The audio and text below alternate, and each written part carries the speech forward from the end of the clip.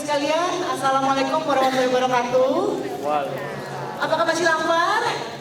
Ya. Masih. Jangan terlalu jujur dong Pak ya. Nanti habis coffee break kita lanjut lagi ya. Di coffee breaknya ya. Baik Bapak Ibu sekalian, selamat siang. Assalamualaikum warahmatullahi wabarakatuh. Terima kasih sudah hadir. Bagi Bapak Ibu sekalian yang punya teman di luar yang masih belum ada di sini, masih beredar ya, berkeliling-keliling, mungkin boleh masuk karena di sesi ini nanti banyak hadiahnya. Jadi boleh segera WhatsApp teman-temannya untuk masuk datang ke room 3C ya. Oke? Nah, Bapak Ibu sekalian, senang sekali ya hari ini kita bisa bertemu di mana sesi ini menarik sekali ya tentang Sustainable Partnership for Impact. Pada dasarnya, Bapak Ibu sekalian, mungkin ya di ruangan ini dan mungkin di sekitar kita banyak yang punya perspektif yang berbeda tentang sustainability dan impact. Jadi apa itu bedanya sih sebenarnya impact? Apa sih sebenarnya sustainability? Apa gunanya buat saya? Mungkin Bapak Ibu sekalian yang punya brand di sini yang melakukan kegiatan pekerjaan sehari-hari, apa sih gunanya sebenarnya untuk menjadi lebih sustainable dan lebih impactful buat society? Gunanya buat bisnis saya itu apa? Nah itu kita akan bahas di sesi kali ini. Nah perkenalkan sebelumnya Bapak Ibu sekalian, nama saya Yosanova Safitri. Bapak Ibu sekalian, pertanyaan sedikit.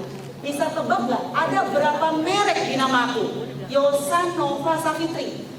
Ayo, apa aja mereknya? Yosan itu nama apa? Angkara. Benar, kita seangkatan ya. Bapak Ibu yang umurnya sama ya, berarti ya. Huruf apa yang paling susah? N. Betul sekali. Lalu, huruf apa? Brand apa lagi? Nova.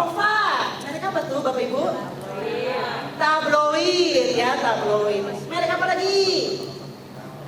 Motor.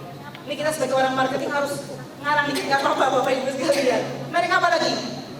Yosanova Safitri. Merek apa lagi Bapak Ibu yang kepikiran? Safi apa? Bukan binatang kan ya? Apa tuh? Oh skincare, iya betul skincare. Dan banyak macam lainnya. Jadi Bapak Ibu sekalian, kalau mau punya bisnis yang sukses, mungkin bisa atur dari namaku ya. Sukses ya. Oke. Nah, Bapak Ibu sekalian, ini saya akan menjadi moderator pada sesi kali ini, tapi izin mungkin sedikit sekitar 5 menit ya, saya menyampaikan premis awalnya apa yang mau kita bahas di sesi kali ini, kurang lebih sekitar 60 sampai 90 menit ke depan sebelum nanti saya akan perkenalkan pembicara kita yang hebat-hebat. Oke. Dan nanti Bapak Ibu sekalian, kita akan ada Q&A juga kalau nggak salah ya. Nanti ini sudah disiapkan hadiah-hadiah menarik dari pembicara-pembicara kita. Jadi pastikan bagi teman-teman yang mau dapat sedikit kenang-kenangan dari sesi kali ini, boleh nanti disimak. Baiklah, kalau begitu kita akan menyampaikan sedikit ya premis awal. Silakan. Oke, boleh slide berikutnya. Ini saya cuma ada sedikit slide, 2-3 slide. Jadi Bapak Ibu sekalian, ini adalah banyak orang perspektifnya ya tentang sustainability. Ada yang dibilang sustainability itu adalah Mark plus Conference. Kok berubah ya slide-nya ya? Nah, yang pertama adalah climate change. Bahwa sustainability itu adalah tentang climate change. Sustainability itu adalah tentang polusi, tentang global warming, tentang water crisis. Dan hampir semua orang, customer terutama, sekarang kalau pilih merek, bukan hanya tentang fungsinya saja, tapi sudah mikirin elemen ini merusak lingkungan atau tidak ya. Ini kira-kira tenaga kerja yang digunakan seperti apa ya? Oke atau tidak? Melanggar hak asasi atau tidak gitu ya. Karena udah banyak media, jadi kita bisa tahu lebih banyak. Nah, dari ini semua, Bapak Ibu sekalian, mana yang paling familiar tentang sustainability? Kalau boleh tahu. Mana suaranya? Ini apa kue-kuenya udah pada masuk di sini? Apa ada tenaganya? Dari 4 ini, Bapak Ibu sekalian, mana yang paling familiar? Sustainability. Global warming ya, kehangatan bersama ya artinya ya. Kemesraan ya nggak sih? Kan global warming. Canda Bapak Ibu. Apalagi? Climate change.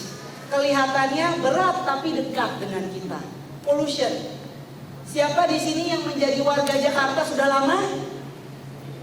Apa di sini luar kota semua? Berasa dong ya, awan-awan Jakarta itu galau gitu ya.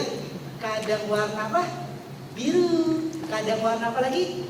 Abu-abu gitu ya. Jadi termasuk climate change juga. Nah, kita lihat Bapak Ibu sekalian bahwa sekarang ini orang tuh udah tahu, udah sadar bahwa terjadi impact seperti ini. Next slide. Nah, ini kalau saya tanya Bapak Ibu sekalian, jadi ada penelitian dari Edelman ya. Dia riset ke 40.000 responden dari 8 negara. Percaya bahwa ternyata customer itu dari seluruh 40.000 responden tersebut, 50%-nya adalah belief driven buyers. Artinya apa belief driven buyers? Artinya adalah orang itu ketika beli sebuah merek bukan cuma beli barangnya. Kalau misalnya orang beli orang ya, tapi tidak terlihat rasnya kan ya Bapak Ibu sekalian ya. Orang kalau beli jam tangan, sekarang ini apakah beli jamnya untuk menunjukkan waktu? Tidak. Orang itu ada yang dipercaya sama dia. Jadi ketika beli sesuatu, bukan hanya fungsinya saja, tetapi juga ada elemen emosionalnya, personalnya di sana. Dan kalau kita perhatikan, Bapak Ibu sekalian, besar sekali angkanya. 65% orang tidak akan beli sebuah brand kalau brand tersebut cuek baik. Tahu nggak artinya cuek baik apa? Ada isu nih, misalnya kita tahu dunia ini berubah, sustainability ini penting, ada climate change, ada segala macam. Terus ada brand yang diam-diam aja, komen juga enggak, campaign juga enggak, inisiatif apapun juga enggak. Ternyata bisa loh, 65% orang nggak beli sebuah brand yang brandnya itu stay silent, yang itulah bukan urusan aku lah, biarin aja gitu, cuek aja, kayaknya nggak ada hubungannya deh sama bisnis aku, bodo amat gitu. Ternyata orang 60% nggak beli loh sebuah brand yang remain silent. Itu perlu kita jadi intrik kita pikirkan. Lalu kita lihat juga Bapak Ibu sekalian, 67% akuisisi customer loh, ini besar angkanya. 67% itu orang pertama kali beli sebuah brand itu karena position dia, anggapan dia, stance-nya dia tentang suatu isu tertentu. Jadi bayangkan kalau kita melihat ada akuisisi customer baru, ternyata yang masuk ke kita itu banyak dipengaruhi bukan karena kita jualan barang yang bagus saja, tetapi juga apa pandangan kita terhadap isu tertentu. Itu penting sekali, harus kita pikirkan baik-baik karena ini angkanya tidak kecil, angkanya besar. Oke, selanjutnya. Nah, ini pertanyaan berikutnya. Ada Bapak Ibu sekalian, saya yakin di sini semua punya brand yang luar biasa semua, bekerja di tempat yang luar biasa semua. Kadang kita pasti bingung. Kita punya barang tertentu, kita jualan sesuatu, baik itu bentuknya fisik ataupun non fisik ya. Ada satu isu tertentu. Ini kalau kita kaitin kayaknya maksa nggak sih gitu ya. Misalnya saya jualannya apa? Makanan gitu misalnya. Apa yang hubungannya dengan climate change? Oh kayaknya kejauhan. Kalau saya langsung membawa isu climate change ke kampanye saya, nyambung nggak ya? Nah itulah kenapa kita punya yang namanya sustainable partnership. Jadi kalau kita tidak bisa atau tidak alami berasanya ketika campaign sesuatu isu yang terkait sustainability dan impact, kita bisa menggunakan strategi sustainable partnership. Itulah yang menjadi premis yang mau kita bawa, yang mau kita diskusikan pada sesi kali ini. Semoga Bapak Ibu keluar dari sini bisa sedikit kayak, oh saya harus ngapain, saya udah mulai tahu.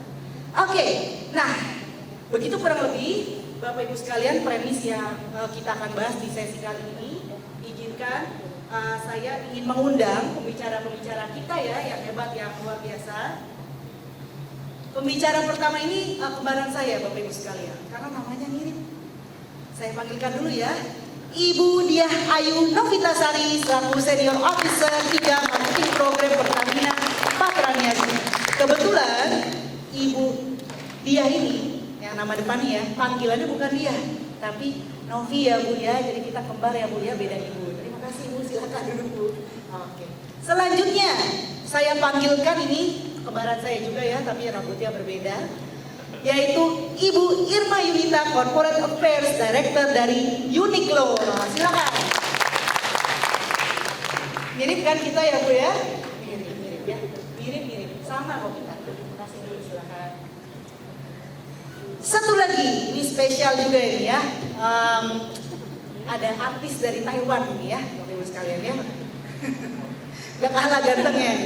Saya panggilkan Edric Chandra, Program Initiator Diplomat Success Challenge. Thank you. Dari Korea ya kamu ya? Oke, bukan ya?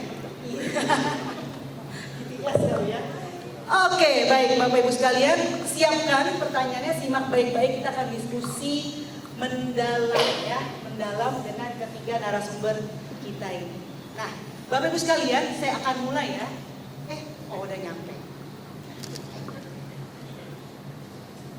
Oke, kita mulai. Semua alatnya sudah punya semua? Cek. Senjatanya? Oke, aman ya.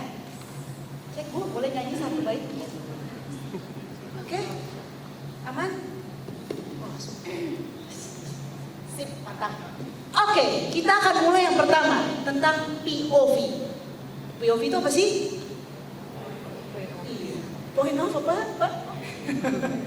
POV ya, point of view dari masing-masing pembicara kita ini yang kebetulan berasal dari sektor yang berbeda-beda ya, tentang bagaimana sih sebenarnya sustainability atau keberlanjutan itu di Indonesia terutama, yang mana mungkin kita belum punya standar yang sama internasional seperti itu. Mungkin boleh dari kembaran saya sebelah kiri dulu ya, Bu Novi, gimana Bu POV-nya tentang sustainability? Baik, terima kasih Mbak Nova. Pakai A. Baik. Memang kalau bicara Pertamina ya, Pertamina produk-produk yang kami distribusikan itu memang produk-produk BBM ya. Iya. Yang memang bukan nyerempet lagi ya. Memang adalah production pollution karbon. Jadi sustainability bagi kami Pertamina Patraniaga merupakan concern dan menjadi fokus kita untuk kedepannya selalu akan ditingkatkan supaya penggunaan bahan-bahan yang akan dipergunakan untuk next produk semakin lebih ramah lingkungan, semakin mengikuti peraturan-peraturan dari Euro seperti itu. Jadi itu yang menjadi fokus karena kita menjadi perusahaan yang berkecimpung di bidang fuel. Ini dan jarang banget loh. Bu Novi benar. Ini teman-teman sekalian ya, kita itu tahu ya bahwa setiap bisnis itu ada yang memang sejatinya itu memang punya dampak, betul ya, dampak yang bukan hanya positif pastinya, tapi secara realistis tadi Bu Novi sampaikan Pertamina itu energi, betul, dimana ketika memproduksi energinya atau digunakan oleh Bapak Ibu sekalian dari sini gitu ya, ada dampaknya seperti itu, dan itu pasti tidak mudah bagi Pertamina. Nah ini ada Green Energy Station. Mungkin banyak yang belum tahu juga bahwa energi itu bisa hijau ya. Ini kan bedanya. Gimana caranya kok bisa ini tuh green? Baik, gimana? Jadi untuk Green Energy Station ini Pertamina di tahun 2023 sudah mulai meluncurkan gas station yang sudah lebih ramah lingkungan. Dalam artian di sini produk-produk yang dijual selain sebelumnya sudah ada biosolar yang menggunakan fame. Kita juga sudah meluncurkan produk Pertamina Green. Pertamina Green. Ya, okay. Pertamina Green itu adalah produk yang merupakan campuran dari etanol. Ya. Kemudian di gas station ini juga kita menggunakan PLTS ATA. Jadi penggunaan listrik untuk operasional di SPBU sudah lebih ramah lingkungan karena menggunakan solar seperti itu. Dan sekarang sudah di launching mulai tahun 2023. Sekarang sudah ada 452 SPBU yang sudah menerapkan Green Energy Station. Boleh dong tepuk tangannya Bapak Ibu sekalian. Karena pasti tidak mudah. Karena begini, nggak bisa langsung shifting ya Bu ya, dari yang tadinya tidak green jadi green 100%. Tapi kita bisa mengurangi dulu dan bertransformasi, begitu ya Bu Novi ya. Nah ini salah satu inisiatifnya dari Pertamina, begitu ya Bu ya, untuk mengarah ke lebih green. Kalau 400-an itu kan banyak sekali ya Bu ya, itu pasti berat ya Bu ya prosesnya ya. Ya, memang prosesnya tidak mudah. Tidak Tetapi mudah. Pertamina selalu berusaha untuk memberikan yang terbaik. Dengan tadi tetap berusaha mengimprove SPBU kita, mengimprove produk-produk kita supaya deliverable-nya tetap kita menjadi perusahaan yang sustainable in fuel and energy. Nah, tuh Bapak Ibu sekalian, banyak yang masih pakai bensin nggak di sini? Pasti Banyak ya. Pasti. Jadi kita harus menyadari juga ya Bapak Ibu sekalian ya. Nanti ada voucher Pertamina ya Bu ya. ada bapak-bapak yang di depan Ada ini ya? Kita siapin Pak 300 Pak. Ini ada 1.000 lagi loh Pak. Oke siap. Mantap. Mungkin bisa cek di bawah kolomnya Bapak Ibu. Tidak ada apa-apa ya. Ada di bapaknya soalnya. Oke. Nah selanjutnya. Satu lagi. Satu lagi silakan. Satu lagi. Selain Pertamina juga sudah mulai merambah ke stasiun EV. EV. Oke. Ya, jadi Pertamina mempunyai stasiun pengisian bahan bakar untuk kendaraan EV dan kemudian untuk swapping baterai juga sudah ada. Jadi sudah mulai switch untuk ke energi terbarukan juga ya Bu ya. Sudah. Dan sebenarnya walaupun belum penetrasinya begitu banyak di Indonesia, tapi fasilitasnya Sudah mulai disediakan. Ya ditunggu kalian semua untuk beli EV ya. Karena tetap ke Pertamina juga SPBU-nya. Oke baik. Terima kasih Ibu atas POV-nya ya tentang sustainability. Kita berlanjut ke kembaran saya yang kedua. Oke. Nah, Uniqlo. Di sini siapa yang punya Uniqlo? Ayo ngaku. Ini pengaruh loh, nanti akan dipilih loh yang dapat voucher. Semuanya ya, sampai dalam. Terima kasih. Bu, sampai dalamnya juga semua Uniqlo. Kalau Uniqlo bikin sampo, mungkin kita pada pakai sampo Uniqlo juga. Oke, Uniqlo, Bapak Ibu sekalian, ini kan sektor yang juga dekat dengan customer, end user, dan menempel langsung ke badan kita sehari-hari karena kan dipakai. Nah, boleh nggak Bu Irma ceritakan POV-nya nih Uniqlo terkait dengan impact dan sustainability? Silakan. Thank you, Mbak Nova. Selamat siang Bapak Ibu semua. Senang sekali hari ini bisa hadir di sini. Kalau ngomongin sustainability, kayaknya seharian memang nggak cukup sih ya Mbak. Tapi memang kalau in a nutshell lah ya, approach-nya kalau di Uniqlo sendiri, sebetulnya Bapak Ibu, kami itu sudah lebih dari 24 tahun sebetulnya di global market melakukan inisiatif sustainability. 24 tahun? Sudah dari 24 tahun. Orang kalau ngomongin loh Bu, ya Bu udah lakukan loh. Iya, jadi makanya storytelling yang di forum-forum seperti ini yang sebetulnya menjadi media untuk kami sharing gitu ya. Jadi kalau sustainability sendiri kan sebenarnya secara konsep, at least secara simple di Uniqlo itu kita ngelihatnya bagaimana caranya kami melakukan proses bisnis tapi yang tidak menjeopardize gitu ya kebutuhan di masa yang akan datang untuk generasi kedepannya gitu. Nah itu ditranslasikannya bagaimana sih yang realnya? Kita juga nggak bisa lari dari fakta bahwa ketika kita membuat suatu bisnis kan pasti ada dampaknya ya, termasuk salah satu terhadap lingkungan. Kami ini perusahaan fashion, tentunya dalam membuat produk kami pastinya akan ada dampak juga terhadap lingkungan. Nah, sekarang bagaimana sekarang approach-nya supaya Uniqlo itu bisa mengcompensate, bisa save off gitu apa yang kami buat sebagai dampak, kemudian kami save off dengan apa yang bisa kami mitigasi dan kami reduce gitu dari sisi actionnya. Nah itu sebetulnya menjadi turunan dari strategi bisnis all in all gitu. Contohnya misalnya Uniqlo itu selalu memikirkan bagaimana caranya sisi operational dan strategi itu kita bisa meng-embed atau memasukkan berbagai lini inisiatif yang memang bisa mereduksi dampak terhadap lingkungan. Oke. Saya kasih contoh aja mungkin ya dari proses sourcing misalnya. Sourcing itu dilakukan di Jepang. Kami perusahaan dari Jepang gitu ya. Di sana itu dari global itu sudah mikirin untuk semua market.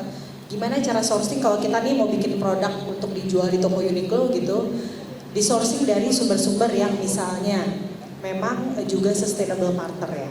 Apa sih sustainable partner? Jadi di Global sendiri kami punya standar partnership guideline yang misalnya bicara tentang audit terhadap si partner yang dia harus memenuhi kriteria-kriteria, misalnya nggak cuma human rights tapi juga perilaku-perilaku yang memang juga sustain terhadap upaya-upaya memang supporting environmental impact type of business gitu.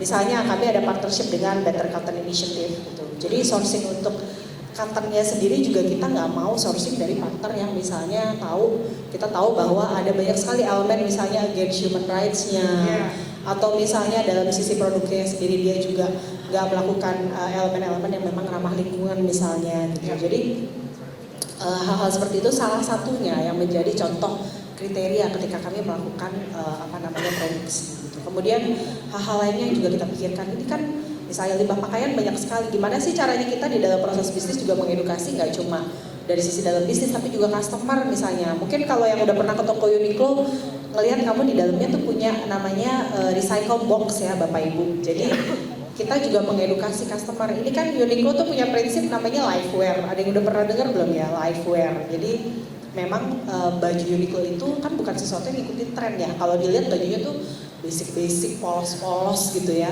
Memang idenya memang kita pengen customer itu pakai baju kita selama mungkin gitu. Jangan mudah gonta-ganti, jangan ngikutin tren.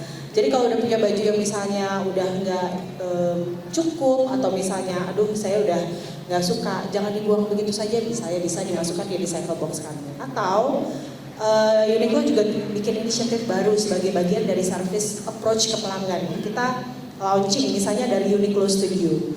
Uniqlo Studio itu sendiri dia adalah layanan yang kita buat untuk mengedukasi customer kita lagi-lagi mengenai life wear.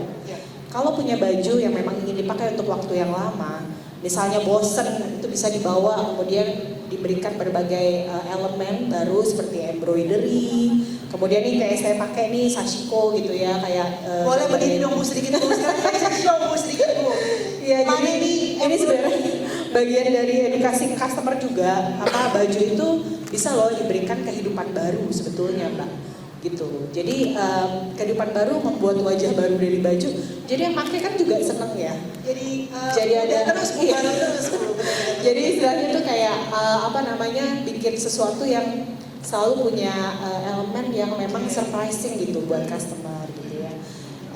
So itu salah satunya. Juga kita mikirin gimana caranya kalau ngomongin sustainability, terutama untuk setiap market nih, misalnya di Indonesia gitu ya. Kita juga ngelihat SDG sebetulnya. SDG. Ya, Sustainable Development Goals. Kita ngelihat apa yang relevan dan krusial untuk market Indonesia. Ya. Ketika Uniqlo hadir di sini, orang tuh pada kaget ketika tahu. Misalnya nih, saya nggak tahu di sini Bapak Ibu misalnya udah pernah dengar belum. Tapi kami tuh pernah dan sedang masih mengadopsi hutan. Gitu. Orang nanya apa hubungannya fashion sama hutan gitu kan. Contohnya ini nih salah satunya, karena ketika Uniqlo hadir di Indonesia, kita melihat salah satu kebutuhannya negara ini yang harus disupport sama private sector itu adalah pengurangan emisi karbon. Emisi karbon itu masalah semua orang mau pakai baju atau tidak pakai baju Bu. Betul. Padahal kalau dari sisi industri, fashion ini nggak masuk dalam kategori yang harus mandatory harus punya carbon set off gitu ya. Sebetulnya enggak, tapi kita tahu bahwa government kan nggak bisa kalau private sector nggak bantu. Jadi kita lihat goal di 2030 nanti 31% carbon reduction emission nggak mungkin gitu kalau kita nggak bareng-bareng. So the least thing we can do, even though cuma small scale, 1000 hektar hutan di Bengkulu ada yang kita adopsi dan kita preserve gitu. Jadi itu salah satu contohnya sih. So it's about strategizing masuk ke dalam operational dari strategi bisnis kita dan juga melihat apa yang krusial dan relevan untuk marketnya. Baik, terima kasih banyak. Ini semoga lampunya bukan karena kita ngirit ya. Karena temanya sustainability misalnya, mungkin menyesuaikan gitu ya.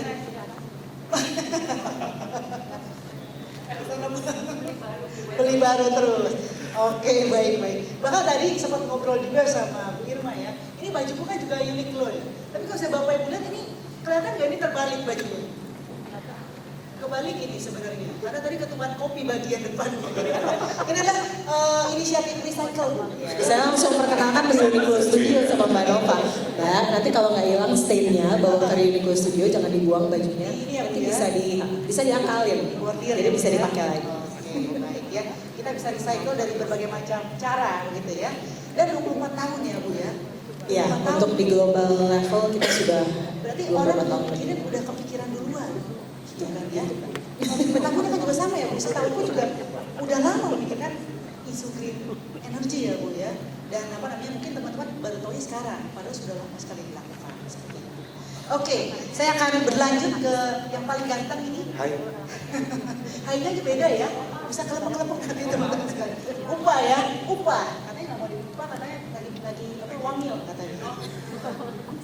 Oke, nah kalau bisa kita ngomongin DSC, mungkin banyak orang yang kalau apa ya sering dengar misalnya ada kompetisi untuk UMKM segala macam, ini salah satu yang top of mind-nya di Indonesia. Jadi kalau bisa kita survei, kita tanya nih ya ke beberapa teman-teman kan di startup di UMKM, salah satu yang paling jadi top of the top-nya adalah DSC. Dan teman-teman sekalian, ini udah tahun kalau nggak salah ke 15 nggak sih? 15, betul. 15 loh. Kita ini ngomong di panggung sustainability, tapi sebenarnya teman-teman udah lakukan wah lama banget gitu ya. Bahkan kalau nggak salah terakhir berapa challenger kita? 36.000, betul. 36.000. Apakah Anda challengernya DSC? Anda punya bisnis dulu. Dari nama saya tadi ya. Jangan lupa nanti kasih saya komisi sedikit. Nah, DSC ini apa namanya? Pak Edric. Edric aja ya. Pak Edric. Kan? Nah, ini POV-nya gimana nih? Apalagi apa namanya? Barang yang dijual ini nggak tahu boleh di-share juga sama teman-teman atau tidak. Kan lumayan jauh sebenarnya apa yang di kepala apa namanya sustainability-nya ini dengan apa yang ada di bisnis kita secara langsung. Boleh nggak cerita sedikit POV-nya sebagai program inisiator dari DSC yang sudah 15 tahun? Oke, thank you Nova. Ya. Ya, kalau misalkan ngomong tuh selalu bikin nuansa itu rame tapi tenang gitu. Karena yang lain nggak ramai, kita harus ramai. Kita harus ramai, gitu. Ayo teriak-teriak semuanya. Oke, jadi kalau misalkan kita bicara soal strategic partnership ya, jadi mungkin saya langsung spesifik ke sana. Ketika bicara soal isu sustainability, Ya. mungkin mostly selalu bicara tentang isu environmental, begitu ya, yang cukup kelihatan, climate change dan lain sebagainya, kerasa gitu. Tapi in our opinion itu kejauhan. Kejauhan. Justru kejauhan. Isu environmental itu kejauhan. Gitu. Kalau misalkan kita bicara soal konteks environmental, kita dari dulu pun, gitu ya, dari nenek moyang kita pun, ketika kita bicara tentang ini kultur Jawa nih, mohon maaf ya. Mungkin ada teman-teman dari Sumatera, Kalimantan, gitu ya. Tetapi our culture always preserve nature melalui yang namanya ada sedekah bumi, ada mapak sri dan lain sebagainya. So it's about environmental stuff. Indonesia already gather that. In terms of social, for instance, data. Kalau teman-teman pergi ke Relief Borobudur, oke, di Relief Borobudur ada ya Sasando yang sudah ada digambar di sana, which is yang namanya Sasando itu sudah dari ujung baratnya Indonesia, which is dari Papua. Ujung timur. Ujung timur, sorry, timur. Sana. Gitu Memang kan? kita suka misdirection gitu. Yes, I'm so zaman sorry. sekarang. Dan bayangin ya, waktu gambar Borobudur itu sendiri, masih Relief itu ada di Borobudur. Gimana caranya mereka bisa tahu bahwa kekayaan, ya, IP atau aset intellectual properties yang ada di Indonesia itu sendiri itu seluas ini. Dan yang namanya alat musik yang di Relief Borobudur itu mungkin kalau misalkan teman-teman bicara soal dari Sabang sampai Merauke, mungkin 80-90% sudah digrafir di sana. Grafir ya, ya di sono deh, pokoknya. Di Panteng itu lah. Oh dari Panteng di sono gitu. Jadi dari situ kita melihat bahwa kalau Indonesia itu bicara tentang sustainability sudah banyak sekali bukti yang ada. Nah, apa hubungannya sama DSC as entrepreneur ecosystem atau entrepreneur builder gitu deh anggapannya gitu ya. What we build itu adalah people. Jadi kalau misalkan disediakan people, technology and impact gitu kan. People who want to create an impact through technology. Mungkin starting point dari situ. Ada yang bilang bahwa oke, kalau misalkan people plus technology will create an impact. But teknologi seperti apa yang akan create impact. Karena ini kita bicara soal konteks entrepreneur ya, masalah apapun akan jadi bisnis. Ya. Karena Betul sekali. we always build a business operation model atau business model From problem. from problem. Begitu ya, for instance like this. Gue punya problem di era Zoom ini. Kan kita baby zoomer ya, apa-apa Zoom gitu maksud gue.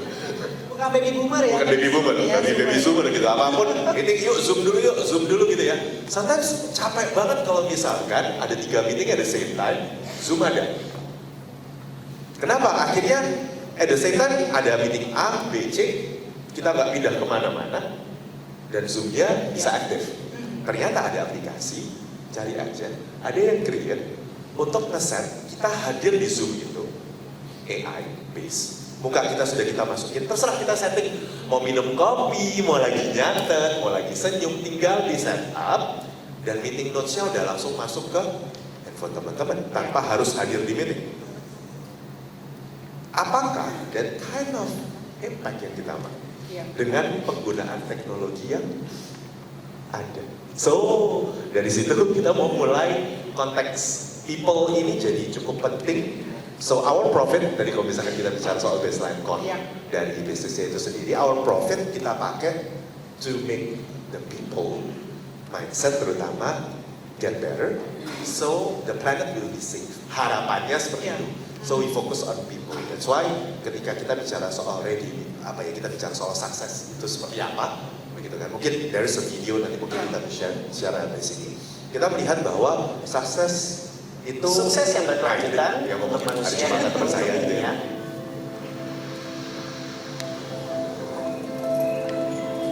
Dengan bergerak bersama untuk meraih kesuksesan. Kesuksesan merupakan proses saling belajar Untuk siap hadapi masalah, dapat melihat potensi, dan saling terkoneksi. pada perjalanannya.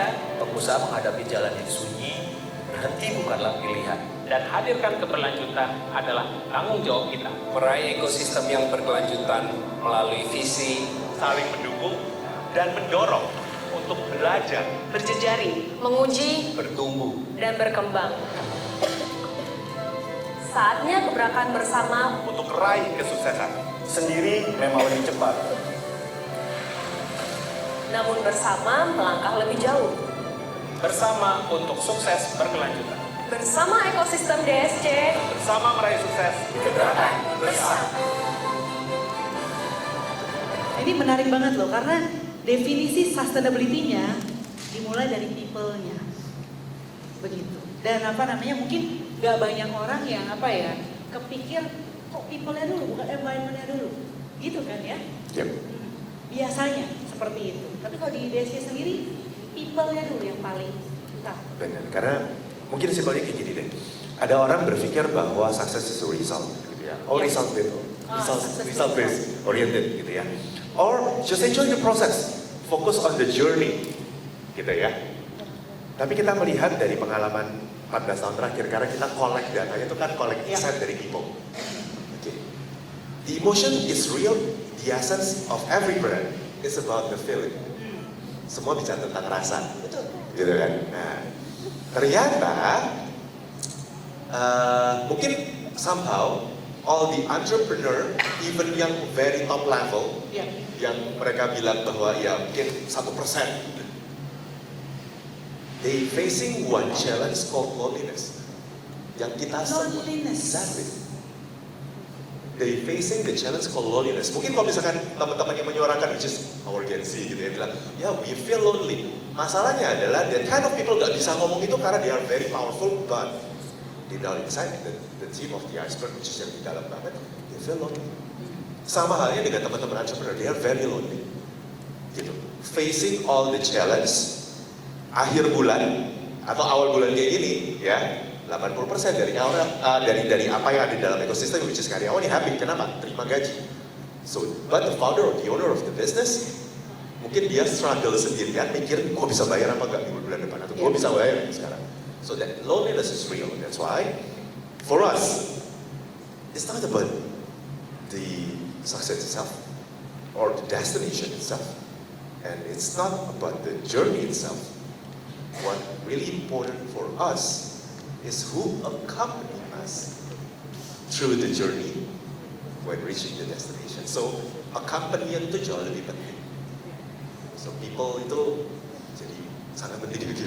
That kind of strategic partnership itu jadi penting. Jadi penting. Dan bahkan sebenarnya misinya, spiritnya itu sebenarnya ada kesamaan antara 3 guest speaker kita nih yang luar biasa. Bahwa mulai dulu dari people-nya, kita mengeducate dulu orang ya untuk bisa memikirkan sustainability dan impact itu seperti apa. Oke, semoga ini udah ke mindsetnya ya teman-teman. Minimal udah lumayan, udah $100 orang kan ya. Oke, terima kasih Patrick. Nah sekarang kita bahas lebih lanjut karena kalau kita ngomongin edukasi orang sama edukasi mesin lebih gampang edukasi mesin sekarang.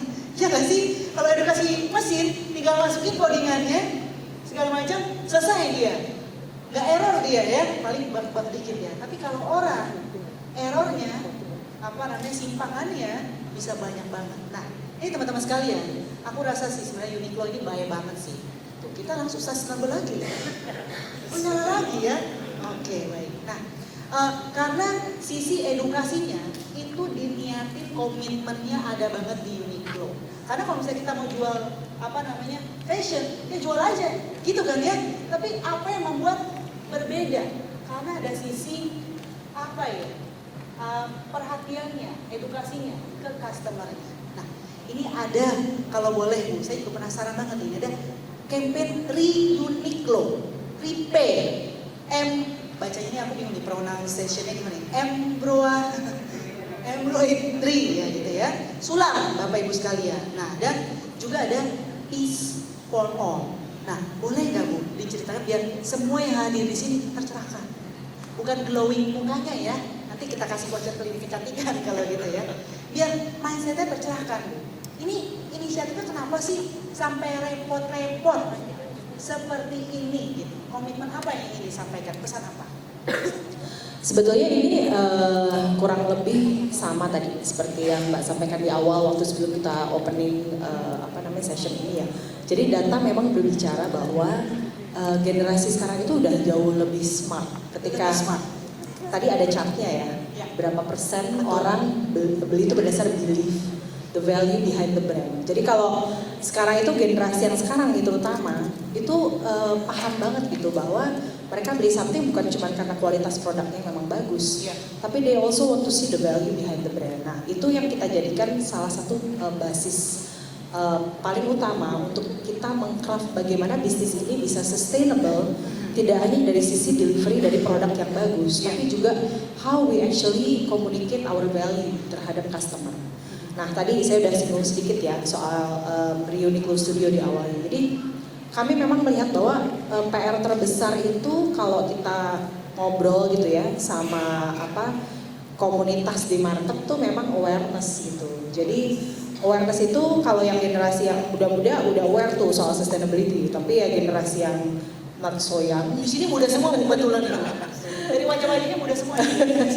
Mungkin baru recently aja gitu ya updated gitu sama sustainability initiatives. Nah itulah yang kemudian membuahkan approach baru dari how we actually deliver our business. Yang tadi nggak cuma jualan produk, tapi kita juga pikirin inovasi-inovasi apa ya yang kira-kira kita bisa tawarkan ke pelanggan yang nggak cuma jadi bagian dari layanan aja, tapi juga sebenarnya pelanggan itu tanpa sadar diedukasi gitu. Dibuat ada engagement ya bahwa bersama-sama kami sebagai bisnis dan customer sebagai pelanggan kami, kita bisa berjalan bersama-sama dalam menjalankan hal-hal yang memang supporting sustainability initiatives gitu. Nah, Uniqlo Studio itu hadir, ini sebetulnya baru tahun lalu ya. Jadi di semua market di seluruh dunia sekarang kita punya sekitar 50 toko yang sudah punya namanya Uniqlo Studio. Kalau di Jakarta, di Indonesia, di Jakarta baru ya di Senayan City, di Grand Indonesia dan di La Piazza. Jadi ini servis yang memang menawarkan tadi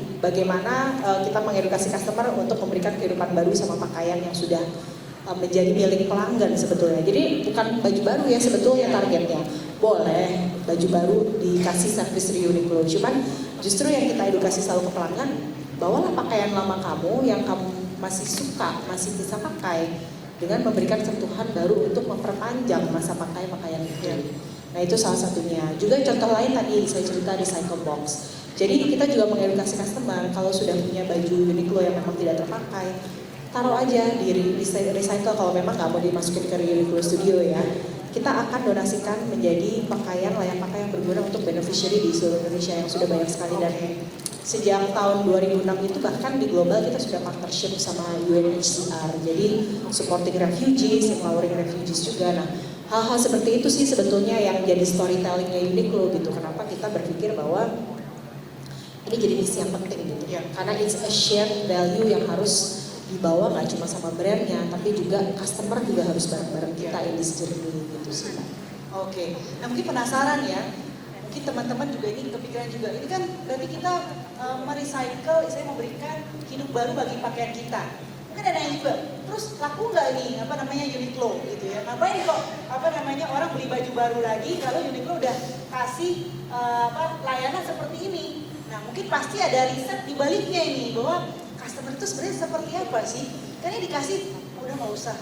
Kayak agak kontradiktif gitu Bu. Udah nggak usah beli, ini loh bisa recycle di sini. Nah itu ada nggak temuan khusus mungkin dari si perilaku konsumen gitu ya? Kok bisa seperti itu? Jadi memang kalau dari sisi perilaku konsumen sendiri masih terbagi Mbak. Antara yang sudah sampai di stage itu dan yang belum. Terus kemudian juga kalau secara nature, biologically, orang kan juga mungkin size berubah-berubah ya. Ya. Jadi unfortunately, Tadi Mbak Novi sustainable masalah size ya kalau baju ya.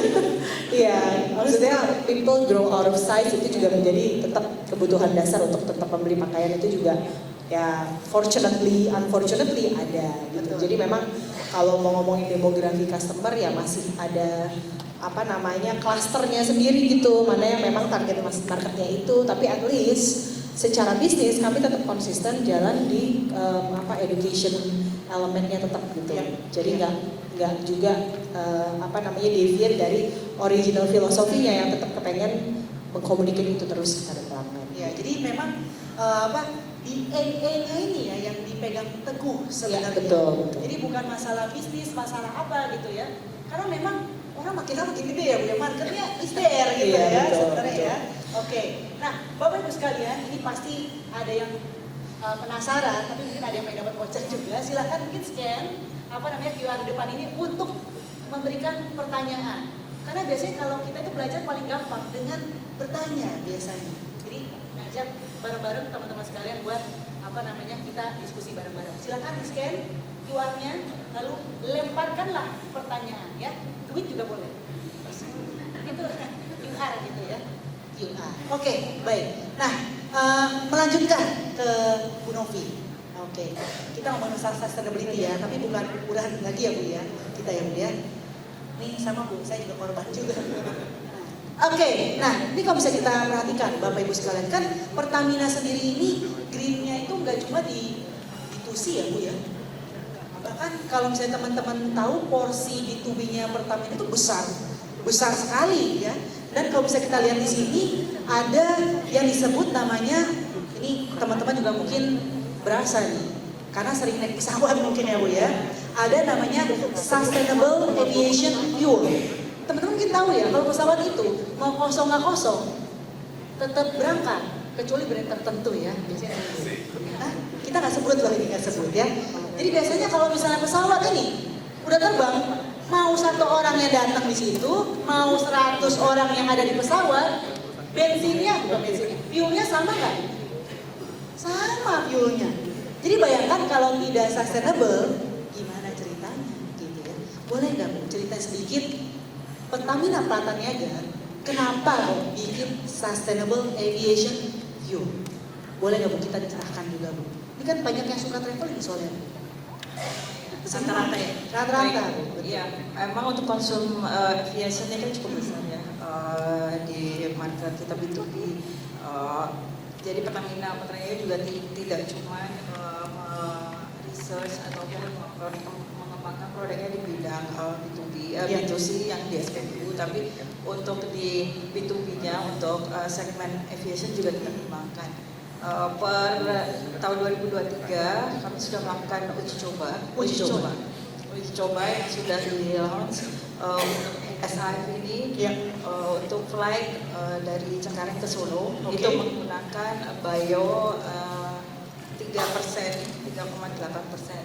Dan untuk selanjutnya juga sudah dipergunakan dengan impor, tapi masih impor karena Oke. kita masih mengembangkan untuk productionnya.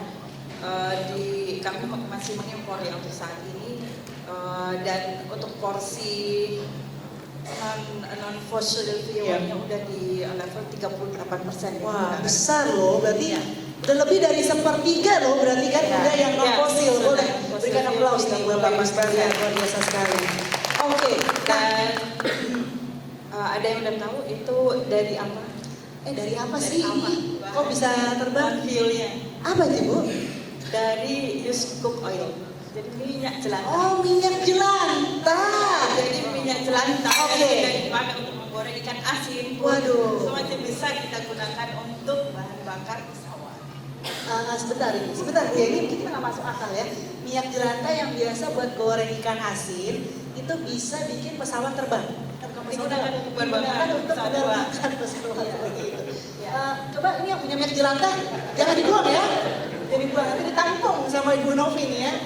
Gimana Bu ceritanya? Kok Memang bisa? untuk saat ini kita memang produksinya masih dalam pengembangan, Ya, jadi ya. masih impor. Tapi untuk kedepannya kita akan ada program-program, termasuk salah satunya yang direncanakan untuk program tukar minyak jelantah. Oke, bersiap-siap Ibu sekalian. Nanti kita bisa Ah. minyak jangan dibuang karena kan itu polusi juga ya. Kalau kita untuk buang minyak jelantah. Apalagi suka bikin mampet Bu biasanya dibuang ke apa? Di mana tuh? Ayo kita tahu pasti pernah melakukannya. Iya, daripada bikin mampet, Daripada nanti bikin kita mampet, bisa recycle untuk kita tukarkan Jadi bahan bakar ya Bu ya. Itu kan jadi nilai rupiah ya? Oke. Boleh. Oke, ini menarik baru ya, karena ada duitnya. Gimana Bu ceritanya kok bisa? Dihargai berapa ini? Kalau minyak jelantah, kita pengen dapat gambarannya biar cepet kaya, kita membeli minyak jelantah ya, Bapak Ibu sekalian. Kalau itu belum bisa skill Oh, saya. belum bisa spill. Ya, Belum spill. Yang pasti tapi nanti kumpul akan dulu aja. sudah akan hadir programnya. Nantikan Bapak Ibu sekalian punya Dan nanti ada poin-poin tertentu, Pengumpulan. tempat Pengumpulan. dan nanti bisa dari situ untuk membawa minyak used-nya untuk nanti ditukarkan dengan senilai yang lumayan. bisa traveling. Enggak Bu. Kirain Bu ya. Kalau dikumpulkan seumur hidup.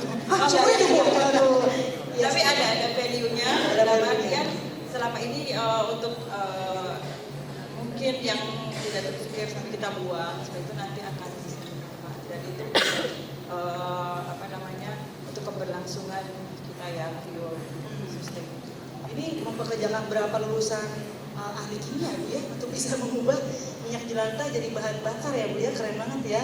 Oke, jangan lupa ya, itu take away juga tuh hari ini Bapak Ibu sekalian, kumpulkanlah minyak jelantah di rumah ya, jangan sampai di. Oke, nah jangan lupa Bapak Ibu sekalian bagi yang ada pertanyaan silakan di scan QR yang ada di depan. Nah ini kita masuk ke bagian berikutnya. Tema kita ini kan strategic partnership, sustainability partnership, di mana berarti ada pihak-pihak yang ikutan juga sebenarnya di inisiatifnya. Jadi ketika melakukan kegiatan campaign tertentu mungkin inisiatif bahkan sampai ke level yang udah di level dia visi misi gitu ya, mungkin mengikutkan juga berbagai macam stakeholder. Di mana mungkin Bapak Ibu sekalian kan nggak gampang mengelola stakeholder kita, terutama yang punya komitmen di sustainability. Nah, kalau boleh tahu nih, Bapak Ibu sekalian, mungkin dari Bu Novi sekalian karena dekat denganku ya. Kalau misalnya kita punya stakeholder pasti banyak loh, yang berada di ekosistem green dan sustainability di Pertamina terutama. Siapa aja Bu? Boleh nggak disebutkan? Dan kita pengen tahu juga sih. Pasti kan maunya banyak ya Bu ya. Kalau boleh tahu teman-teman sekalian ya, sustainability itu bukan cuma komitmennya satu perusahaan Bapak Ibu sekalian, dan kebetulan Pertamina ini adalah BUMN Bapak Ibu sekalian, pasti tidak mudah mengelola banyak stakeholder di BUMN. Gimana tuh Bu kalau boleh tahu teman-teman sekalian?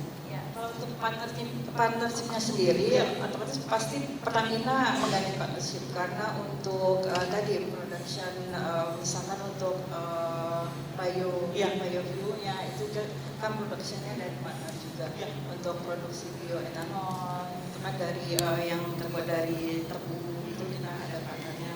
Kemudian dan juga untuk partner frame ya untuk biosolar itu juga kita menggandeng partnernya. Kemudian untuk yang menjadi challenge di PLTS akan itu kita sebagai Pertamina kan juga memiliki channel itu menjadi challenge juga bagi mereka untuk men-switch ya. Selama ini untuk kebutuhan listrik yang menggunakan dari PLN karena kan itu harus investment betul. Itu bagaimana kita membuat program-program yang menarik bagi mereka untuk mereka bisa switch menggunakan PLTS. Oke, jadi ada sinergi juga sebenarnya ya antara BUMN begitu ya Bu ya. Untuk melakukan pipa itu harus ada investment juga. Tadi kalau misalnya mengutip apa yang disampaikan oleh Pak Edwin tadi di videonya ya, kalau sendirian mungkin lebih cepat begitu ya, tapi kalau bersama-sama bisa lebih banyak, lebih jauh. Seperti itu ya Bu ya, sebenarnya prinsipnya ya. Dan kalau nggak salah ini ada teknologi juga ya, adopsi teknologi yang digunakan di My Pertamina. Nah itu seperti apa Bu? Sinerginya? Karena kan My Pertamina ini aplikasi yang dipegang langsung oleh customer. Berarti melibatkan customer juga untuk sustainability. Itu seperti apa Bu? Mekanisme? Jadi di Pertamina saat ini sudah memiliki aplikasi yang bisa dipergunakan untuk transaksi BBM dan EV. Oke. Jadi ekosistemnya untuk customer yang akan melakukan transaksi di SPKLU tadi melakukan transaksinya melalui Pertamina. Tapi tidak cuma di EV, jadi semua transaksi BBM, juga LPG itu juga one solution yang akan My Pertamina. Selain itu juga di sini ada program-program royalti yang pastinya akan menarik untuk konsumen dan bisa mendorong customer untuk upselling, maksudnya untuk menggunakan bahan bakar yang lebih baik, menggunakan BBM yang lebih ramah lingkungan dengan program-program ataupun poin-poin yang lebih menarik. Dan itu semua bisa diaplikasikan dengan adanya aplikasi ini, Pertamina ini. Jadi orang akan lebih tertarik untuk saya kalau mengisi BBM ini sudah ramah lingkungan, bisa dapat advantage yang lebih, seperti poin lebih atau kemudahan lain yang bisa digunakan. Jadi lebih mendorong customer untuk mempunyai behavior yang lebih sustainable ya. Oke. Kadang-kadang kan memang kita itu kalau berbuat baik ya Bapak Ibu sekalian itu perlu dikasih insentif. Ya kan ya. Kalau berbuat jahat nggak perlu insentif ya Bu ya.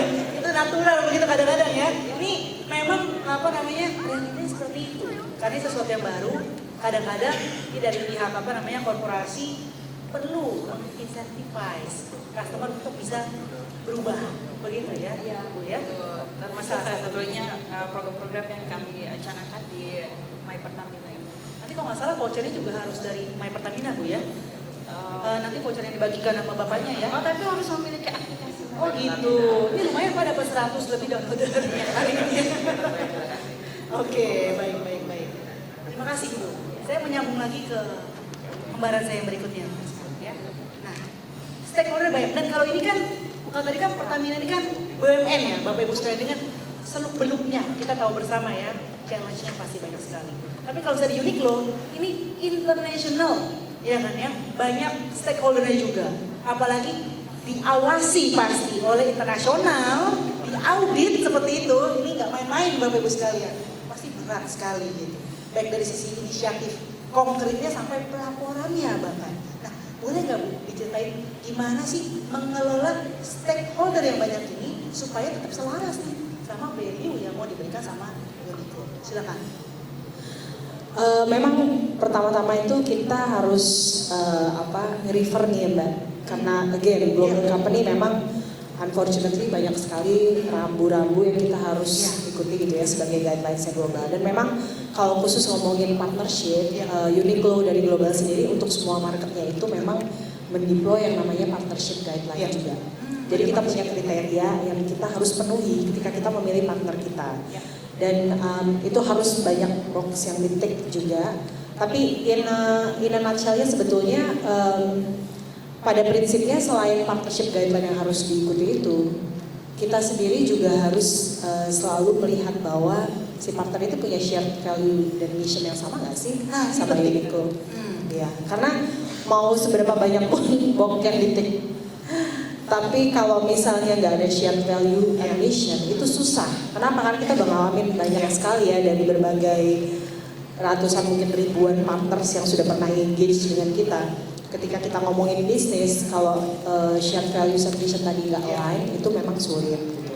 Kemudian ada juga indikator-indikator yang harus dipenuhi juga, yang kita juga share itu sebagai shared KPI gitu. Shared KPI, oke. Yes, dengan partner. Jadi ketika kita sama-sama punya goal yang mutual, objektif yang mutual, itu juga jadinya memang lebih mudah kan untuk Uniqlo bersama-sama dengan partnersnya jalan menuju ke goal yang sama tadi gitu. Tapi memang ya hurdles-nya juga banyak ya, karena kan standar-standar global banyak juga yang nggak bisa di-apply di sini gitu. Kadang-kadang kitanya juga yang harus banyak nego lagi ke global untuk bisa minta mereka ya nggak menurunkan standar, tapi mencari alternatif solusi yang di market Indonesia itu doable atau applicable gitu. Karena again kadang-kadang kita juga terbentur dengan resources yang limited di Indonesia atau teknologi yang belum ada gitu. Karena ideal picture-nya mereka tuh bagus banget, ideal banget, tapi mereka juga lupa teknologinya mereka sama resource-nya juga support banget kan di sana. Di Eropa, di Uniqlo Eropa misalnya, US, UK, atau di Jepang sendiri gitu ya. Nah itu yang kadang-kadang kita harus punya middle ground juga ketika kita mencari partner yang sesuai. Oke, ini menarik ya. Ada shared value dan juga shared KPI. Bahkan, jadi kayak kita bisa memfilter siapa nih yang mau jadi partner, kita harus setuju ini dong, gitu ya. Ya betul, kalau nggak susah kerja barengnya. Betul, kalau nggak, sorry nggak bisa jadi partner Uniqlo, gitu ya. Oke, menarik banget. Ini mungkin bisa di dalam lagi Bapak Ibu sekalian adanya shared KPI dan ada shared value seperti itu. Oke, kita lanjut ke DSC lagi. Nah, ini kan sudah 15 tahun pastinya, dan ini kan UMKM loh yang ditransformasikan mindsetnya. Dan kalau misalnya Bapak Ibu tahu ya, yang ikutan DSC ini, kompetisi ini banyak banget yang udah nomor 1 jualannya di platform e-commerce ya. Jadi nggak main-main ini yang ikutan programnya. Dan ini levelnya kan UMKM, yang mana beragam sekali. Ada yang sudah melek teknologi, melek sustainability, tapi mungkin ada yang, saya juga ngurusin toko saya juga masih besok laku atau enggak, itu yang paling penting. Nah gimana ini DSC bisa mengelola, terutama untuk peserta-pesertanya ini sebagai stakeholder yang utama? Oke, mungkin yang pertama kita putar satu video dulu yang netherlaut mungkin. Sorry, bootcamp. Ini satu kita mendapatkan kesempatan untuk berkolaborasi dengan perusahaan pelayanan logistik maritim terkemuka di Asia Tenggara, PT Kali Persero. Udah tahun ini kita kolaborasi sama kolaborasi yang sangat menarik karena konektivitas dari ujung barat sampai ujung timur itu dilakukan oleh perusahaan. DSC melihat ekonomi biru itu perlu untuk disuarakan karena itu jauh lebih relevan dengan kondisi geografis. Untuk itu kita mencoba untuk menghadirkan tantangan yang bukan untuk saat ini saja, tetapi untuk 20-30 tahun ke depan, mengingat jati diri kita itu siapa dan apa yang membuat kita Indonesia. Oke, mungkin tadi awalnya pengennya bootcamp dulu, terus ada Nova juga. Ups. Cuman pada prinsip begini, kalau misalkan kita bicara soal catering namanya potential UMKM kita gitu ya, dan in terms of partnership, justru yang paling challenge itu adalah bring up team yang sebenarnya cukup tepi jurang. Contoh paling sederhananya begini, pada waktu saya ngobrol sama Ibu PT Bali kan, top of the itu kan perempuan gitu ya, saya sempat mengatakan begini sama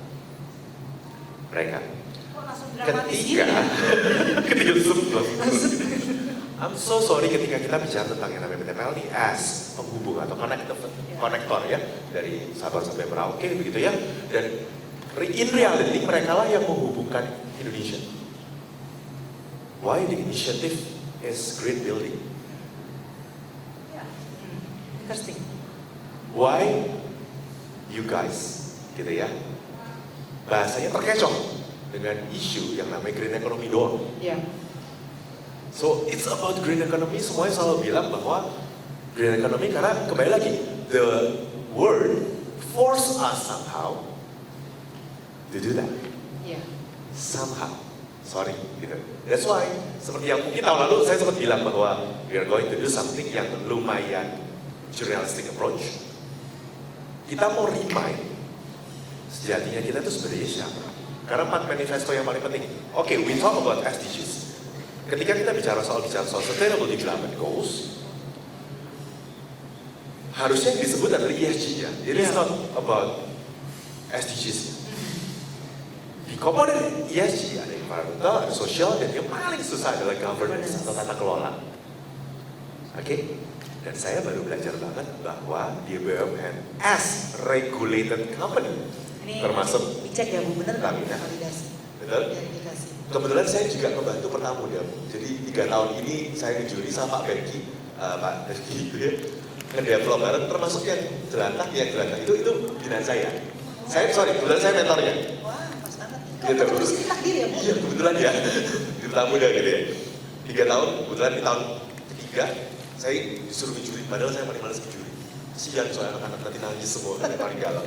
Nah, prinsipnya kembali lagi kalau misalkan kita bicara soal strategic partnership, ada 2. Satu, ada misi sepakat banget win-win solution bersama meraih sukses yang kita maksud itu kan sebenarnya win-win. Ada corporate to corporate, but gak ada salahnya loh kalau misalkan kita melandaskan ke kepentingan nasional, ke strategic approach yang lebih besar. Gitu. Sehingga ketika kita mulai menyuarakan konteks yang blue economy, ngobrol sama PLN sama Pelindo, PT PLN sambutannya luar biasa. Karena ada hal, bahasa kerennya itu adalah KPI ada kita selesaikan terkait program CSR, oke, yang diharapkan bisa dilakukan oleh perusahaan BUMN. Oke. Namun bagi kita, bagi pengusaha, yang namanya CSR itu nggak sustain. Iya. I'm sorry. Totally agree. Gitu. Konteks corporate social responsibility, konteks paling sederhananya adalah donasi, sumbangan. It is not sustain. Sehingga inisiatif yang harus di-create itu bukan parameter berpikir atau kacamata ideologinya adalah CSR, tetapi lebih kepada program berkelanjutan, kemitraan atau strategic partnership yang actionnya bisa diukur. Sebagai contoh, ya ini sebenarnya kita spill episode 7, sekarang baru episode berapa ya Nis? 4? 5? Oke, baru episode 5. Jadi tadi video tadi itu sebenarnya kita spill episode 7, di mana kolaborasi kita dengan PLN itu mengingatkan jati diri kita sebagai bangsa Indonesia bahwa hey, jangan lupa bahwa global ask us untuk do the green economy supaya investment in terms of EV itu naik. Sorry, padahal 60% luasan Indonesia itu adalah perairan. 17.806 pulau terluar itu yang paling miskin. So sorry. Satu lagi, isu water, air. Itu yang paling berat. Thank you banget justru dari inisiatif dari teman-teman Pertamina di Petamuda gitu ya. Saya punya mentee juga yang harapannya bisa menyelesaikan isu water, tetapi butuh connectivity. That's why tahun ini saya kejar PLN, it's just very good. Seneng banget gitu. Sehingga programnya itu nanti kita bisa pakai, misalkan contoh yang namanya air ini juga bisa di-deliver lewat connectivity yang ada, logistik yang anggapannya di sana mahal banget bisa jadi lebih mahal. Kurang lebih kayak gitu. Iya. Dan tidak banyak memang, mungkin benar-benar tidak banyak ya, yang mengangkat apa ya, kaos blue economy di Indonesia. Iya. Ya. Dan hopefully tahun depan kita bisa kolaborasi sih, maksudnya dalam kemarin udah ngobrol sama kita, terutama dari sudut pandang aviasi. Itu sangat menarik. Terutama bicara soal pariwisata dalam konteks maritim. Itu nilai ekonominya gede banget. Kalau misalkan kita mau ngejar yang namanya GDP kita harus growth tinggi, dan blue economy itu sebenarnya jadi tulang punggung untuk menuju 2030. Dan let's do konteks pariwisata yang lebih berkelanjutan. Dan kita punya aset maritim kita itu luar biasa. Nah ini di forum ini anggapannya gue coba untuk knock mindset kita bersama bahwa jangan lupa jati diri kita sebagai orang Indonesia itu apa? Itu aja sih. Karena banyak bilang bahwa nenek moyang kita adalah seorang pelaut. Nah, Perlu saya nyanyi? wow, yuk. Cuman kita naik kapal pasti pusing gitu. So apa itu? Gitu sih. Perlu nonton Moana dulu kan? Yo, bener. Bioskop di sekarang ya. Oke, baik. Terima kasih banyak. Dan kalau nggak salah juga water itu salah satu yang penting ya, Bu ya? Di Uniqlo ya? Betul. Ketika bikin atau produksi tekstil. Of course. Ya. Tadi mungkin yang mungkin sedikit Mas Hendrik ya. Kalau ngomongin apa namanya sustainable business kan elemennya memang banyak banget. Iya. Kayak Uniqlo sendiri sebetulnya ini baru sebagian yang kita ceritain kan. Tapi sebetulnya kan kita punya pilar juga people, planet, society gitu ya. Kalau ngomongin donasi baju tadi memang betul long partnership tadi itu yang dicari. Makanya UNHCR kita engage sudah lama, tapi memang type of initiative-nya itu contohnya yang paling dilihat dampaknya besar oleh UNHCR memang itu. Karena angka refugees misalnya di seluruh dunia kan setiap tahun itu bukan berkurang tapi nambah gitu ya. Nah, jadi memang harus melihat juga again relevansi sama urgency dan juga nature of business-nya yang paling relevan apa. Jadi banyak banget sebenarnya masalah. Iya nggak sih? Tapi itu jadi opportunity ya. Oke, baik, terima kasih. Nah ini kita mau masuk ke Q&A session, Bapak Ibu sekalian. Ini kita panggilkan orangnya boleh ya, untuk ketahuan kita mau ngasih kadonya ke siapa ya tadi ya. Nah yang pertama, saya sambil ngasih mic-nya boleh minta nanti ya, minta komennya juga. Nadia Kairunisa, adakah dirimu di sini? Gak ada? Gak ada orangnya? Online ya? Online ya? Apa? Nah ini buat Ko Edric. Dia tanya how to convince the team to care about sustainability, your team. Bagaimana caranya? Show it. Show it. Yes. Dalam arti seperti ini, kita bicara soal tim di DSC itu bukan cuma sekedar tim, tapi termasuk challengers. Begitu ya. Ketika mereka ketemu dengan problem real di lapangan, challengers pesertanya yes, betul. Itu DSC datang ke apa namanya tadi itu namanya tempat perbaikan kapal. Laut gitu ya, di Indonesia cuma ada 50, jumlah kapal di Indonesia ada 3.400, gimana perbaikinya?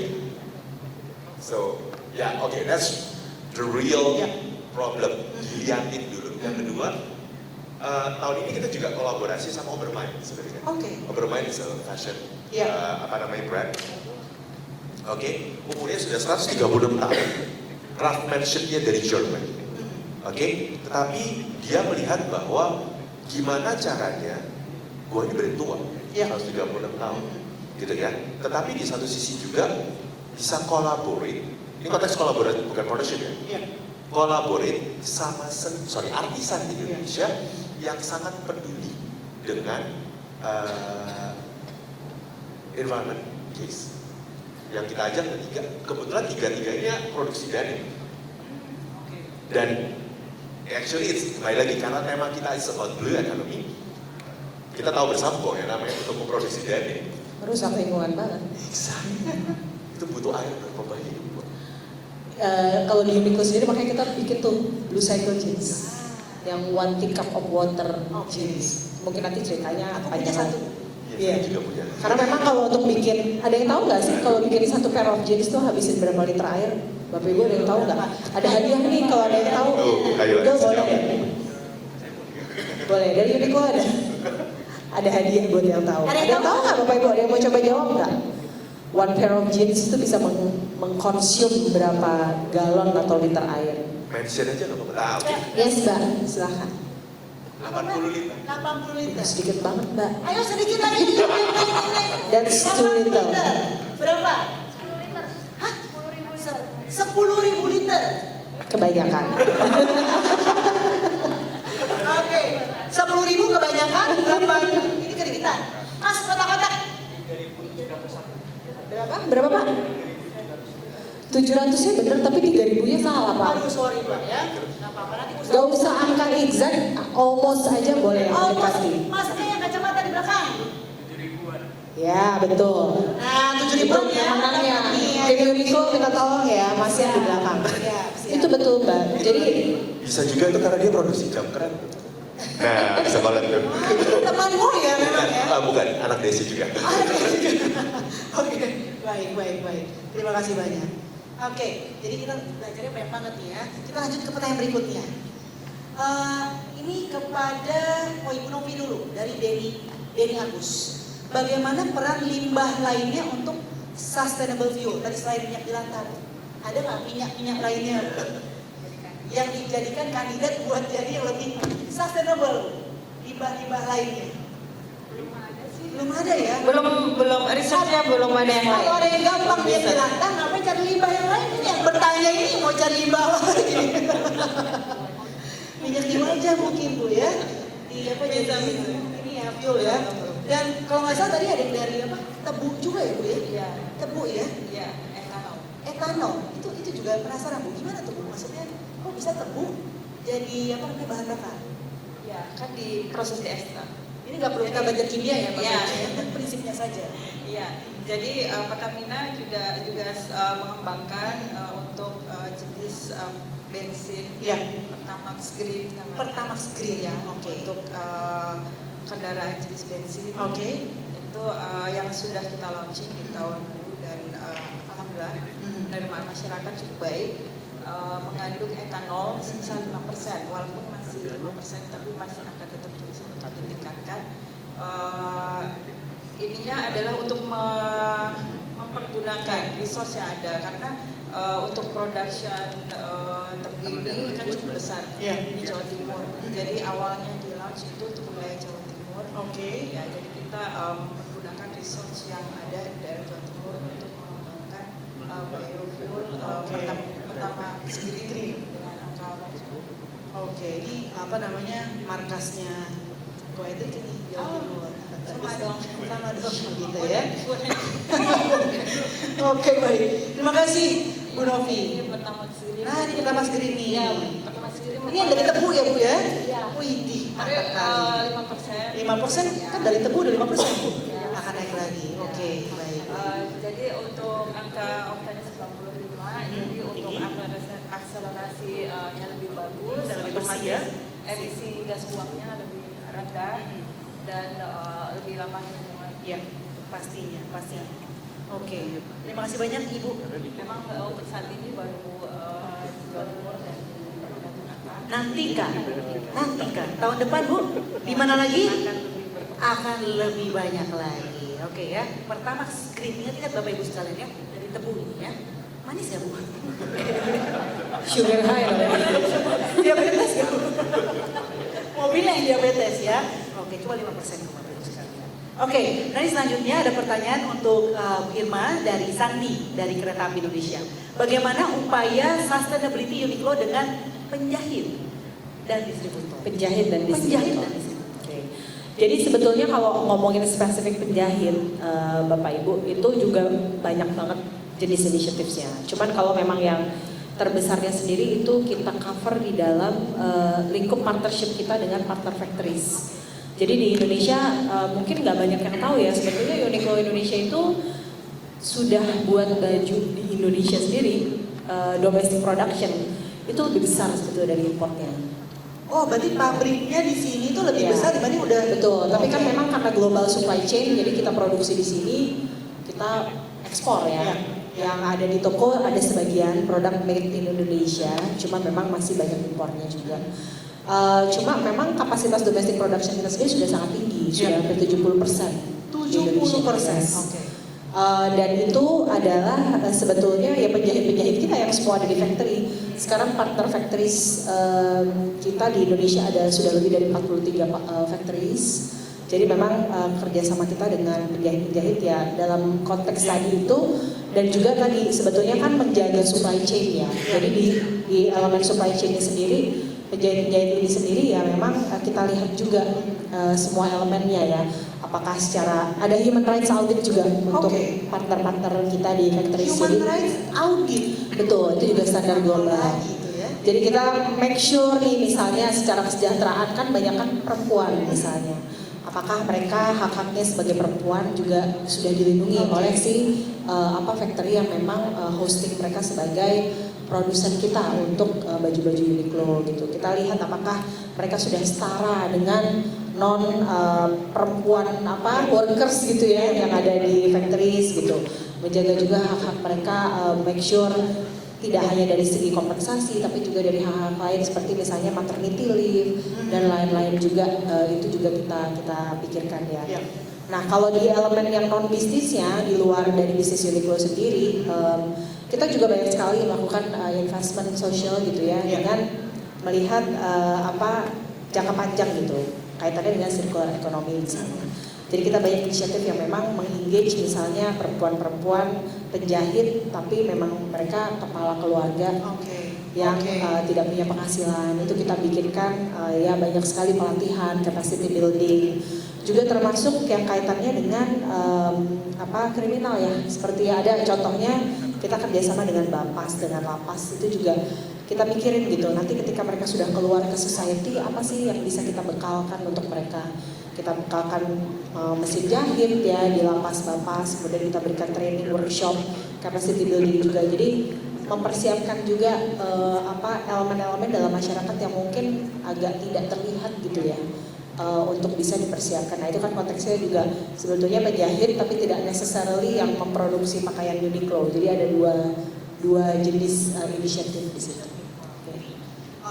Bukan cuma hilirnya saja yang kita pikirkan, tapi juga dari hulunya juga. Bahkan bukan cuma direct partner ataupun yang berkolaborasi, tapi sampai yang Society. Sebagai salah satu pilarnya Uniqlo juga, people, planet, dan society. Oke, baik. Nah, ini Bapak Ibu sekalian, apa tuh? Baru mau nyanyi apa tuh ya. Nah ini karena Bapak Ibu sekalian saya kalau nggak salah dibisikin hadiahnya tuh banyak, kan ya. Saya nggak mau minta pertanyaan, tapi saya mau nanya ke yang bawah untuk ngecek kira-kira pada dengerin nggak ya kurang lebih. Nah Bapak Ibu sekalian, boleh nggak ini karena kita hadiahnya banyak ini disediakan oleh Masnya sama Mbaknya, kasih komen apa kira-kira takeaways-nya. Apa kira-kira insight yang didapat dari mendengarkan perbincangan guest speaker kita yang luar biasa. Saya scan dulu ya muka-mukanya kayaknya mau ngomong banget untuk sharing gitu ya. Saya melihat Bapak yang baju abu-abu ini Pak. Bapak apa betul Pak? Boleh Pak kasih insight sedikit Pak? Dirimu Pak, betul sekali dirimu Pak.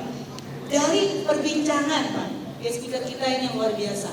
Apa insight-nya yang Bapak bisa ambil? Silakan Pak. Siap-siap hadiahnya, oke?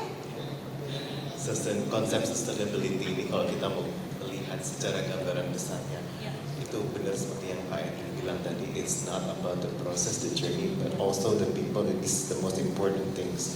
Karena semua ini kan dijalankan oleh SDM kita sebagai orangnya yang bisa menggerakkan teknologi, kita yang bisa menciptakan dampaknya, kita bisa meng-create ide-ide, selanjutnya kita akan melakukan konsep sustainable apa gitu ke depannya. Nah, yang memang saya setuju dari 3 orang luar biasa di depan kita ini, emang bahwa masing-masing punya bidangnya masing-masing gitu ya. Tapi kita sama-sama saling belajar nih untuk gimana caranya mengembangkan konsep sustainability. Kayak Bu Irma mungkin dari industri fashion yang merupakan sorry Bu, kalau industri fashion ini penyumbang sampah terbesar salah satunya ya. Nah ini juga udah disiasati dengan adanya Uniqlo Studio yang bisa merecycle lagi barang-barang atau baju-baju kita yang udah rusak mungkin atau bisa disumbangkan ke yang lain. Thank you. Terima kasih Bapak. Boleh ya nanti dinilai ya Ibu Bapak Dewan Juri ya, jawaban mana yang paling ini ya. Oke baik. Saya coba scan lagi nih. Atau ada yang mau angkat tangan juga boleh. Silakan. Saya lihat di mana?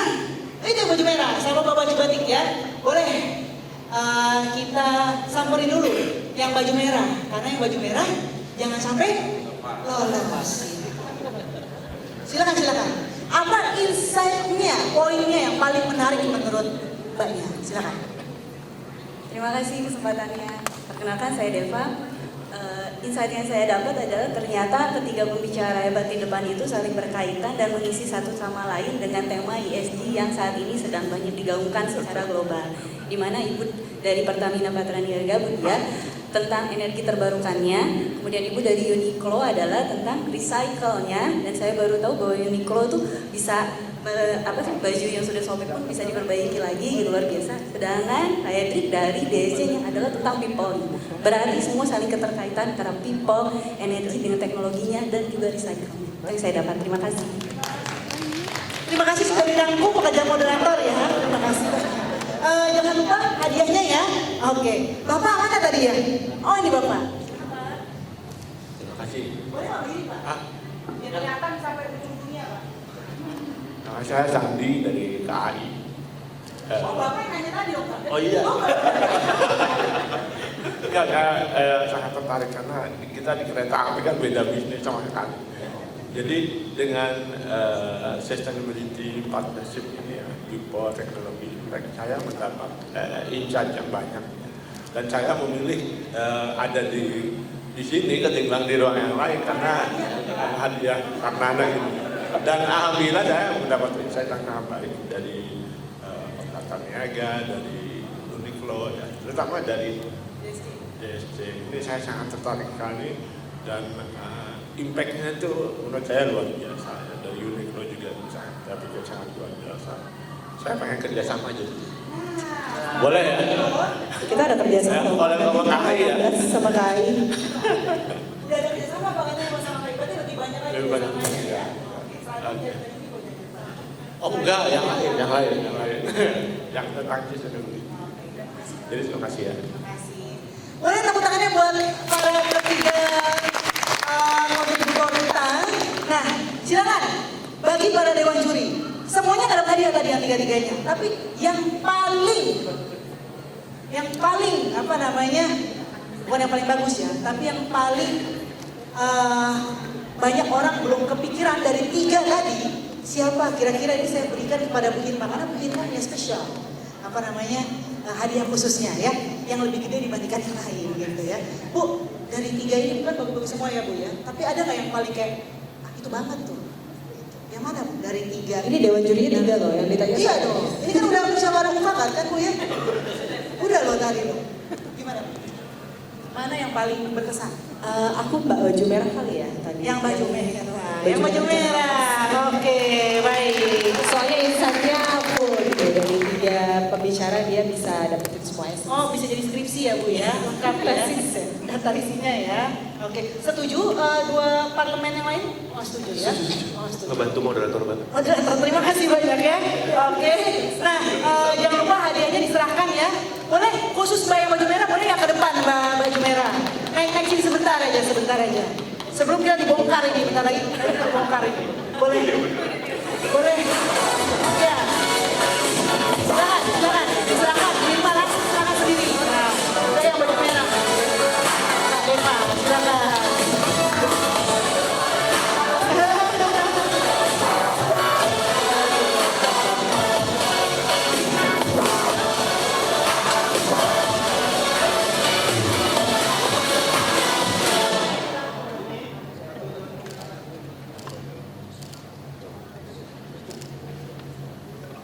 Oke baik, terima kasih banyak. Nah Bapak Ibu sekalian, karena sudah disimpulkan oleh Mbak Deva tadi ya, kita akhiri sesi kali ini.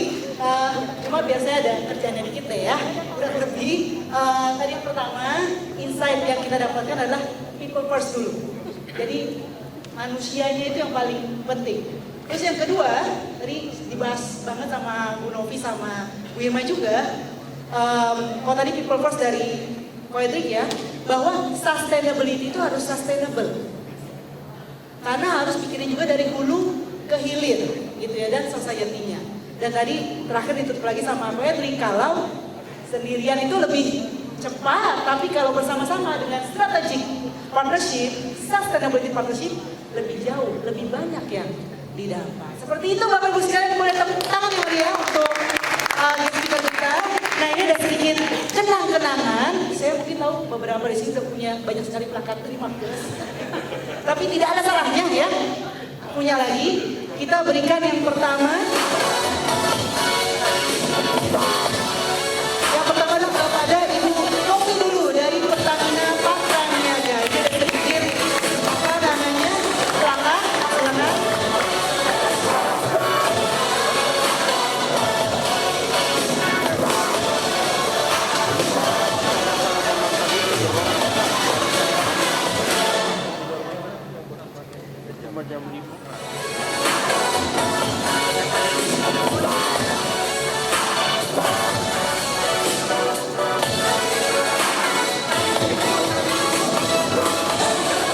Kedua ya, boleh kepada, oh ini, boleh deh. Bu Novinya ada salam juga Bu. Nanti bisa, oh pasti bisa diangkat di Bigo. Yang kedua kita berikan tepuk tangan yang meriah berikutnya kepada Ibu Irma Yunita. Silakan. Terima kasih banyak.